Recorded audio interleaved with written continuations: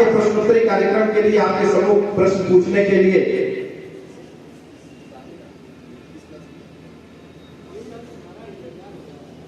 आपके class fellow Saina यहाँ पे उपस्थित है। कक्षा 10 ए की बहुत ही होशियार और बहुत ही अच्छी विद्यार्थी। ये आपसे कुछ प्रश्न पूछेंगे। जिस विद्यार्थी को पता होगा वो अपने हाथ को ऊपर करेगा और यहाँ मंच पर आएगा और उसका उत्तर देगा। तो हम सभी इस प्रश्नोत्तरी कार्यक्रम का शुभारंभ करते हैं और मैं शाहिना को मंच पर बुलाता हूं कि शाहिना आए और ये जो प्रश्न आपके सम्मुख मैं दे रहा हूं इन्हें आप अपने सहपाठियों के बीच में रखें।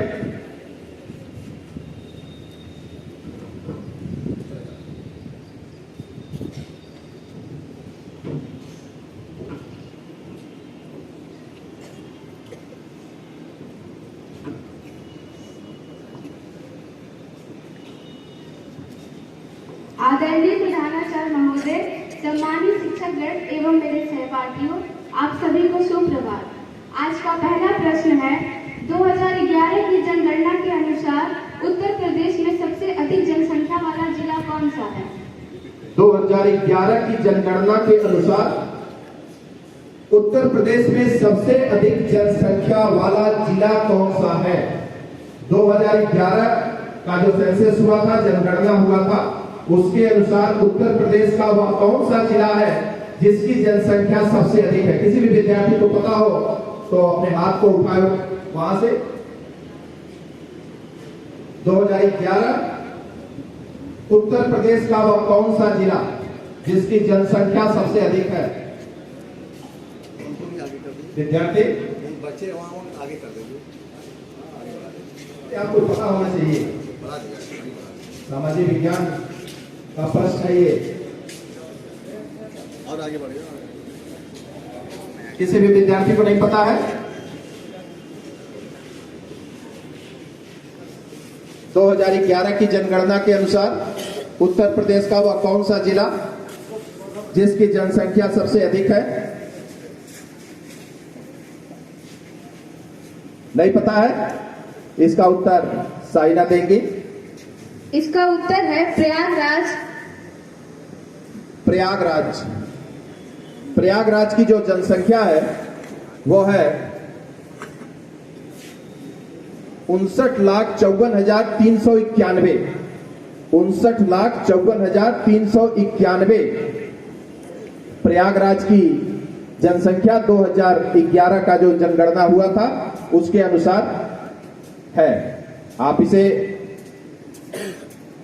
अपने दिमाग में रख लें और जब प्रश्नोत्तरी कार्यक्रम समाप्त हो जाएगा तो आप इसे अपने कॉपी में लिख भी लेंगे कि कौन कौन से क्वेश्चंस पूछे गए हैं और इसका एक छाया प्रति सूचना पट पर लग भी जाएगा, वहां से भी आप नोट कर सकते हैं। अगला प्रश्न साइना। आज का दूसरा प्रश्न, भारत में पहली बार क्रमबद्ध जनगणना की शुरुआत कब हुई थी? भारत में पहली बार क्रमबद्ध जनगणना की शुरुआत कब हुई थी? बताइए, आ जाओ। क्रमबद्ध जनगणना की शुरुआत, प्रश्न को ध्यान से सुनिएगा। क्रमबद्ध जनगणना की शुरुआत कब हुई थी? 1881 ईस्वी। बहुत सुंदर। इस विद्यार्थी के लिए आप तालियां बजाएं। किस क्लास के हो? सेकेंड ईयर आर्ट्स का विद्यार्थी, क्या नाम है? रोहन कुमार के लिए एक बार पुनः आप जोरदार ताली बजाएं।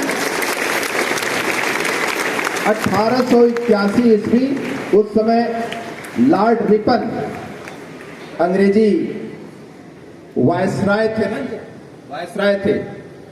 ये लॉर्ड रिपन के समय में 1881 में क्रमबद्ध रूप से जनगणना की शुरुआत हुई थी। आपके एक साथी ने इसका उत्तर दिया। पूरा विद्यालय परिवार इनके उज्जवल भविष्य की कामना करता है। अगले प्रश्न के लिए साइना। भारत रत्न से सम्मानित होने वाली प्रथम भारतीय महिला कौन है? भारत रत्न से सम्मानित होने वाली प्रथम भारतीय महिला, प्रथम भारतीय महिला, एक छात्रा ने हाथ उठाया। बहुत अच्छे, दौड़ करके आप आइए ताकि समय की बचत भी हो।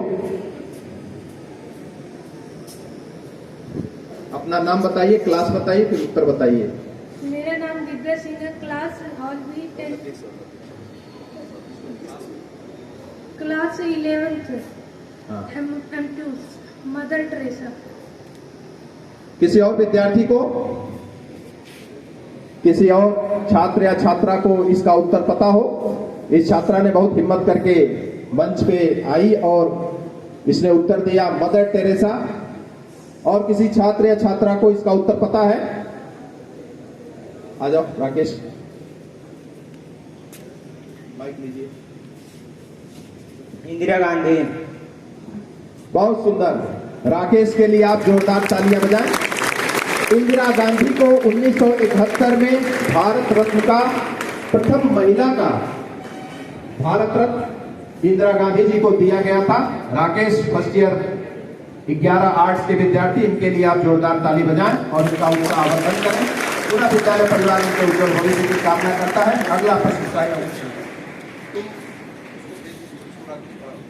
आज का चौथा प्रश्न, विश्व की सबसे बड़ी नदी कौन सी है?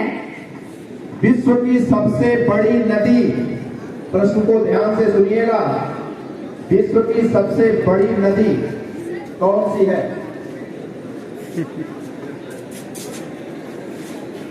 प्रफुल्ल का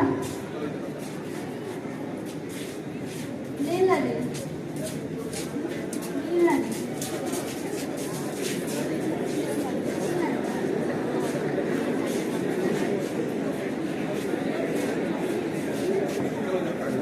सबने बता दिया विश्व की सबसे बड़ी नदी।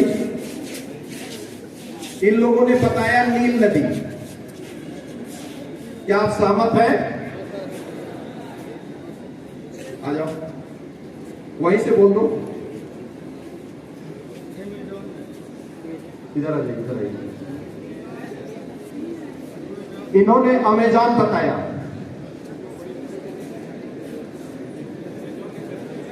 अमेजन, इन्होंने अमेजन बताया। इनके उत्तर से आप सहमत हैं? यही सही है। विश्व की सबसे बड़ी नदी अमेजन नदी। इनके लिए जोरदार तालियां बजाएं। मैंने पहले ही कहा है। हाँ, बहुत अच्छे। Kaushal Kumar second year arts के विद्यार्थी है। ये आर्ट्स वाले साइंस वालों से आगे निकल रहे हैं। जो भी बच्चे उत्तर दिए आज आर्ट्स वाले दिए, साइंस वाले ध्यान दें। मैंने पहले कहा कि प्रश्न को आप ध्यान से सुने और उसका उत्तर दें। प्रश्न यह है कि विश्व की सबसे बड़ी नदी कौन सी है? तो अमेजन नदी है, जो आप जानते हैं कि दक्षिण अमेरिका में, ब्राजील में वह नदी बहती है। उसका जो अपवाह क्षेत्र है वह सबसे अधिक है। आपके जो भूगोल विषय के या सामाजिक विषय के जो अध्यापक बंधु हैं वो आपको विस्तृत रूप में कक्षाओं में बताएंगे।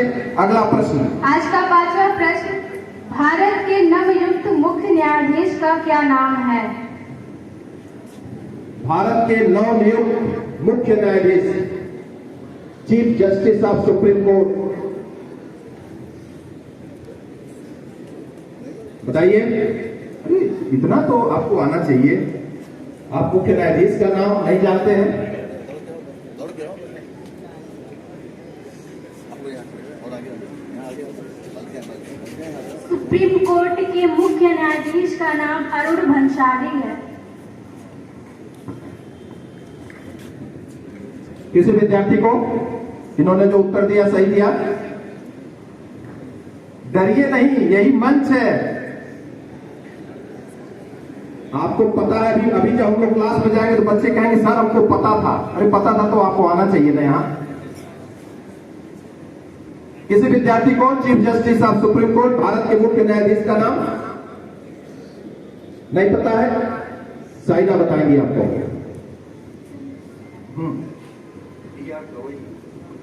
भारत के नवनियुक्त मुख्य न्यायाधीश का नाम है justice B.R. Gavai. Justice B.R. Gavai ये भारत के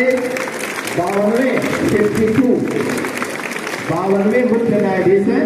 और इसके पूर्व जहां तक मुझे जानकारी है, आप 2018 से लेकर के और 25 तक फरवरी माह में शायद ये चीफ जस्टिस हुए हैं।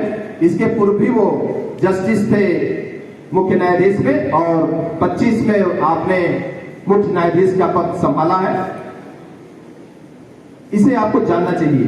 आप यदि मुख्य न्यायाधीश, भारत के प्रधानमंत्री, राष्ट्रपति, मुख्यमंत्री और राज्यपाल को अगर नहीं जानेंगे तो ये आपको जानना चाहिए। अगला प्रश्न। आज का 6वां प्रश्न, फाउंटेन पेन की खोज किसने किया? फाउंटेन पेन की खोज किसने किया?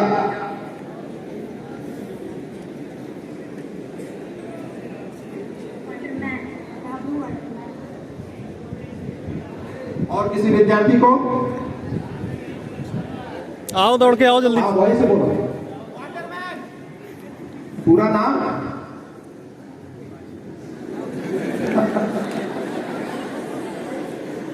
पूरा नाम नहीं पता है। इन दोनों छात्र और छात्राओं ने बहुत सही उत्तर दिया। वाटरमैन तो बताया, उनका पूरा नाम था लेविस वाटरमैन। इन दोनों छात्र छात्राओं के लिए आप जोरदार तालियां बजाएं और इनका उत्तर अवलोकन करें। अगला प्रश्न। आज का 7वां प्रश्न, कबड्डी की एक टीम में खिलाड़ियों की कुल संख्या कितनी होती है? कितनी होती है? कितनी होती है? बहुत अच्छे। ये मान लिया गया कि आप सभी खिलाड़ी हैं। भारत का जो भविष्य है वो बहुत उज्जवल है खेल में। खिलाड़ी कबड्डी में 7 खिलाड़ी होते हैं। बहुत अच्छे। आप अपने लिए एक बार जोरदार ताली बजा दीजिए। अगला प्रश्न। आज का 8वां प्रश्न, भारत सरकार द्वारा पाकिस्तानी आतंकवादियों के खिलाफ ऑपरेशन सिंदूर की प्रेस ब्रीफिंग किन 2 महिला ऑफिसर के द्वारा किया गया?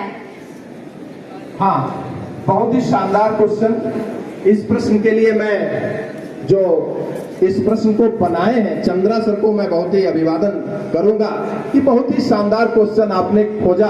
कि अभी मई माह में ऑपरेशन सिंदूर आप जानते हैं भारत सरकार ने किया आतंकवादियों के खिलाफ। उसमें मीडिया को और देश को संबोधित करने के लिए 2 सेना की अधिकारी आती थी जो महिला थी। उनका नाम यदि किसी विद्यार्थी को पता हो तो वह यहाँ आए और उसका उत्तर बताए। सोफिया कुरैशी और व्योमिका सिंह। बताइए। रेशमा, इस छात्रा को मैं व्यक्तिगत रूप से भी जानता हूं, बहुत ही होनहार छात्रा है। इस छात्रा ने बताया कि सोफिया कुरैशी और व्योमिका सिंह। इनका उत्तर सही है? सही है? अरे आर्मी के हैं तो उसी तरह से बोलो। सही है? वाह, बहुत सुंदर। आप रेशमा के लिए एक बार जोरदार ताली बजाएं। इन्होंने बिल्कुल सही उत्तर दिया। उस सेना के शौर्य को देश को बताने के लिए 2 महिला अधिकारी जो आती थी वो थी कर्नल सोफिया कुरैशी और विंग कमांडर व्योमिका सिंह। इन दोनों 2 छात्राएं आई हैं। दोनों छात्राओं के लिए एक बार पुनः आप जोरदार ताली बजा करके इनका उत्साह वर्धन करें। अगला प्रश्न। 9वां प्रश्न, अभी हाल ही में भारत के महान बल्लेबाज विराट कोहली ने टेस्ट क्रिकेट से संन्यास ले लिया। उन्होंने अपना अंतिम टेस्ट मैच किस देश के खिलाफ खेला? हमारे देश के क्रिकेट के जिनका जब बल्ला चलता है तो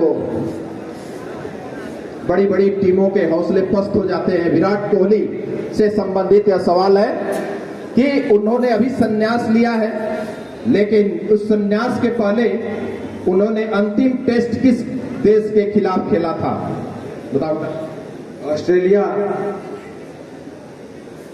विराट कोहली ने जो टेस्ट खेला था, इस छात्र ने बताया कि ऑस्ट्रेलिया के खिलाफ उन्होंने अंतिम टेस्ट खेला था। क्या इनका उत्तर सही है? सही है? सबको पता है? वाह, वास्तव मैंने जो कहा कि जो खेल है वह निश्चित ही अच्छा है, तो निश्चित ही इस विद्यार्थी ने जो उत्तर दिया वह बिल्कुल सही है। और विराट कोहली ने अपना अंतिम टेस्ट ऑस्ट्रेलिया के खिलाफ खेला था। आपका नाम क्या है?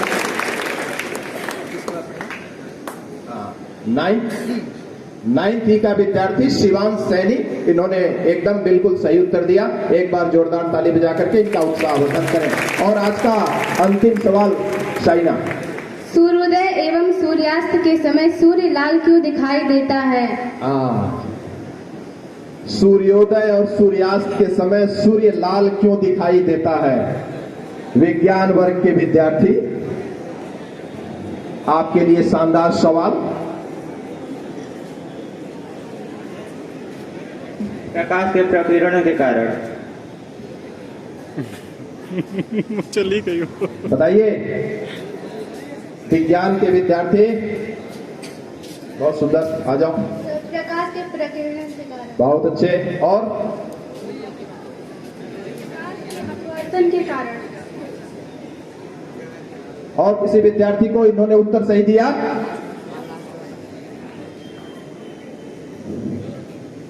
इन्होंने उत्तर सही दिया।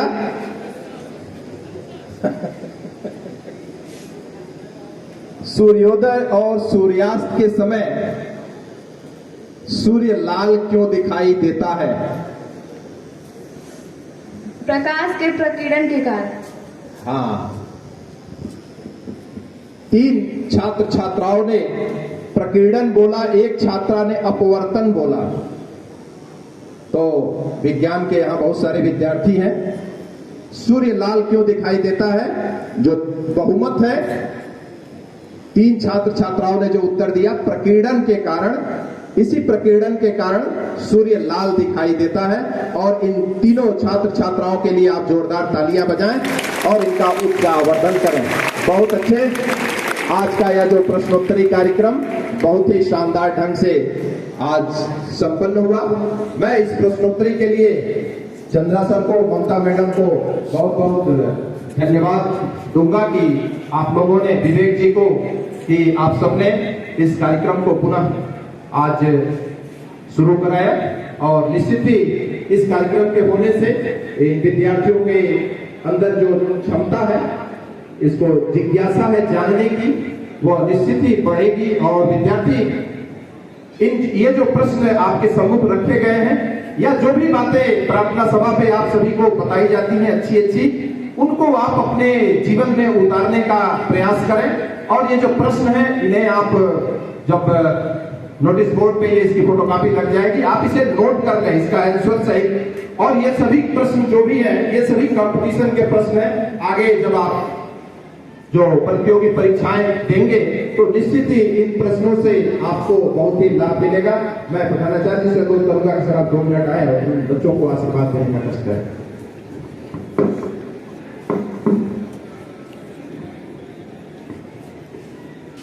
आप सबको मेरा सुप्रभात। मन हर्षित है, प्रफुल्लित है आप समस्त लोगों को देख करके कि परिवार ही संपदा होती है, व्यक्ति ही संपदा होता है। आज विद्यालय परिवार को देख करके मन हर्षित हो रहा है। और हर्षित होने के साथ साथ जिसके लिए हम भीख मांगते हैं आप समस्त लोगों से कि अच्छे अनुशासन, संस्कार, व्यवहार के लिए, आज वह परिलक्षित हो रहा है कि पूरा विद्यालय परिवार इससे भरपूर हो चुका है, अच्छे अनुशासन संस्कार युक्त हो चुका है। इसके लिए संस्था के समस्त शिक्षक साथियों के लिए, शिक्षिकाओं के लिए, शिक्षक कर्मचारियों के लिए, समस्त विद्यार्थियों के लिए और अभिभावकों के लिए कोट से धन्यवाद व्यक्त करता हूं। आज आप लोगों ने सुना होगा, देखा होगा और सबको आप लोग देख रहे हैं। ये प्रार्थना स्थल का जो उद्देश्य है कि हम देख कर करके कुछ सीखें, कौन क्या पहना है और कैसे बोल रहा है, कैसे चल रहा है, कैसे सुन रहा है, उसका उद्देश्य है। ये संस्था का पहला अध्याय है अनुशासन, और संस्था का पहला अध्याय अनुशासन प्रत्येक दिन जो है हम देखते हैं, पढ़ते हैं, उसके बाद ही कुछ करते हैं। पुनः इसके लिए समस्त शिक्षकों के लिए हम आभार व्यक्त करता हूं कि अनुशासन बनाने में निरंतर मेरे आग्रह को स्वीकार करते हुए सहयोग प्रदान कर रहे हैं और विद्यार्थियों के लिए भी पुनः आभार। शाहीना खातून अभी 10th A के छात्रा के द्वारा प्रसूति कार्यक्रम कराया गया।